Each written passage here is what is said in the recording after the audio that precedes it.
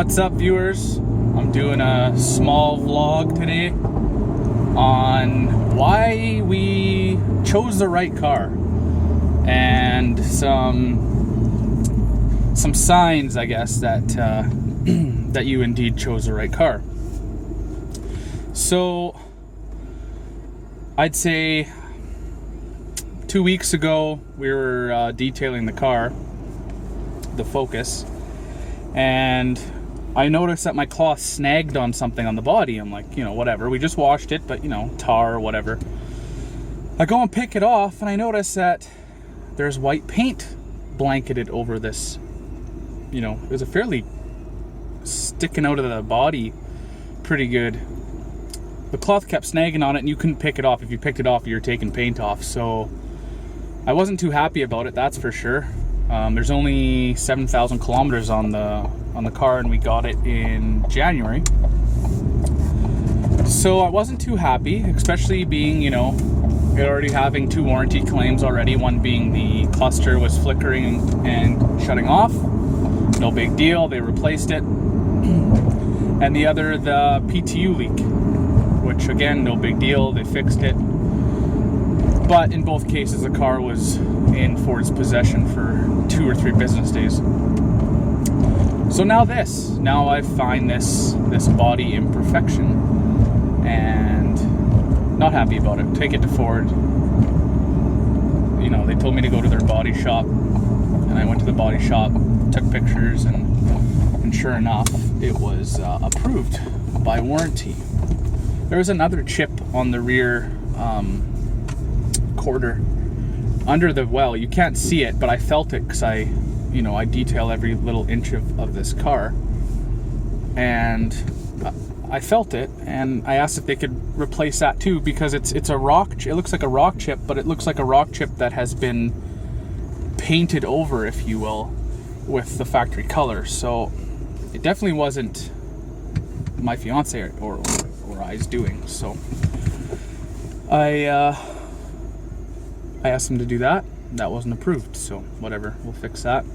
I'm actually going to run to Ford after I grab a coffee here and get the factory paint pens and just make sure it's it's sealed properly. So yeah, how I know we got the right car even after 3 warranty claims. Well, this last warranty claim at 7,700 kilometers, I missed this car like no other. I mean, sure, we got a little crappy, rental car and had no power really compared to this thing, but I missed this car a lot, and I never really thought I'd feel this way about it. And every time we get in it, it's very exciting to drive. Yesterday we spent a lot of the day, driving the RS since we got it back, spirited driving, and it's just kind of an eye-opener of what this car's capable of in comparison to normal cars, I guess. And once you get in it, jump in it and take it for a drive, that smile is just instantly implanted back on your face. So that's how I know we got the right car through all the dirt. I mean, yeah, we have 3 warranty claims. They're very, very small warranty claims, nothing to impede the car in any way, shape, or form, or its value. So whatever, fix it forward and let's get on with it type of warranty claims. So I'm mostly okay with that. Now on to what's next for well, actually before that, I want to kind of talk a little bit about of the people who see this car. They either love it and they want one, or they like it, but they're like, it's not a $50,000 car. And my opinion, my humble opinion about that is, I thought about it for a couple days, because I was getting it quite a lot, was what depicts a $50,000 car nowadays. In my opinion, you're either buying 30,000 and under, or a 50,000 and over in reality. And there's a small niche market between those price ranges that consist of cars like the RS. So, Evo 10, STI, Golf R, this car, and of course, Infinities and stuff, but I'm talking about this caliber, hatchback, all-wheel drive, turbocharged vehicles. STI, the technology hasn't really changed much. I love the interior in the STI, but I could never come to grips with buying one. I've owned 7 Subarus. Last one was an 05 STI, and I love the car, but I could never come to grips with buying a newer one. This is just my opinion. I love the cars still, don't get me wrong, but I would just never buy one. The Evolution, again, love the car. I love Mitsubishis. I especially love the Evo 1 to 9s. The Evo 10s, we couldn't come to grips with paying that much money for them because of the interior. I just couldn't do it. The interior was just too Lancer-like for me to drop 50 grand. So those are those two. Golf R, amazing car, fast car. A lot of friends own them. I just have never owned a Volkswagen. I don't think I could come to grips with the fact that the Golf R really, in my opinion, looks like a regular car. So there's that one off the list. And then I guess the one more that I was thinking of is the Civic Type R.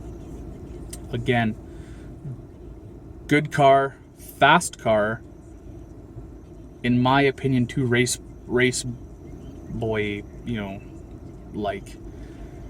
I do like the looks of it, but I think the biggest thing with that car is that it's front wheel drive. And even though it's a performance car, I just don't think performance cars should be front wheel drive. And that's just, again, my opinion. I know that they can do the Nürburgring and faster than Pagani's and Lamborghinis, like hands down impressive car, but I could just never come to grips with dropping that kind of money on a front wheel drive car. And then we have the RS. And the RS, in my opinion, is a best all-around car. You got the all-wheel drive. You got 350 horse. You got 350 foot-pounds of torque. You got a really nice interior for the most part. Soft materials. Yes, it's still a Ford. Yes, I get that, but I like it. It fits us. It suits us, and every time we get in it, we enjoy driving it. So that's kind of what, why we got this thing.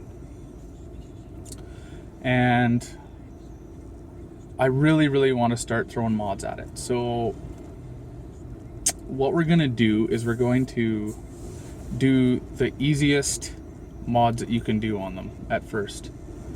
And that's going to be the intake. Even though they're like $700, which is the most expensive intake I've ever seen in my life. Not really, but they're expensive. Mishimoto intake is what we're going to do. And we're going to do the solid rear motor mount, because it's easy to do, and I think the two gains you get from those two mods are exponential per dollar wise than anything else. The exhaust, in my opinion, sounds wonderful already. It's already a 3-inch. Yeah, you can get more flow out of other ones, but the gains are minimal. They're like, I don't know, 8 horsepower, 10 horsepower.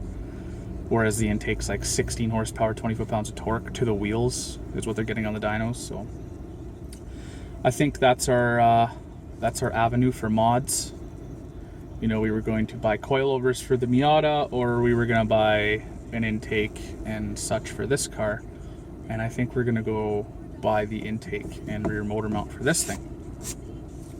Get some more oomph out of it, no longer be 100% stock.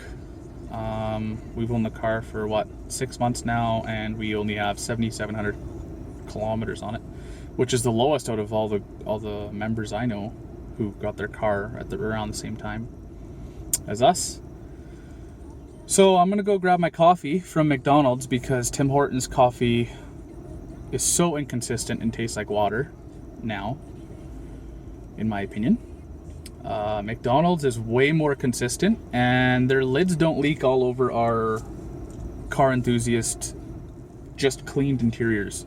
Nothing more irks me. I can't count how many times I was on the way to the car show, clean the interior, grab a Tim Hortons coffee, and the damn thing leaked all over the car. So if I can, I'm gonna grab a McDonald's coffee now from now on, opposed to a Tim Hortons coffee, for those two reasons. So that being said, let me know if you guys own an RS, what your favorite best mods were. I did a video on the drop-in air filter, which again, I love that mod because of the, it was only $70. You could hear the car more and you can feel a little more throttle response. I love mods like that are just simple and do a lot. You get a lot of economical gain out of them, horsepower wise and sound, everything. So yeah, let me know what you guys have done to your RSs that was an awesome bang for buck. I really want to do the catch can too. That's probably our third item we're gonna do because these cars they have a lot of blow by apparently. So yeah, well, I guess that concludes this video, and I hope all of you have an awesome week. And like I said, comment below and let me know what kind of mods you did to your RS that were the best bang for buck. All right, bye for now.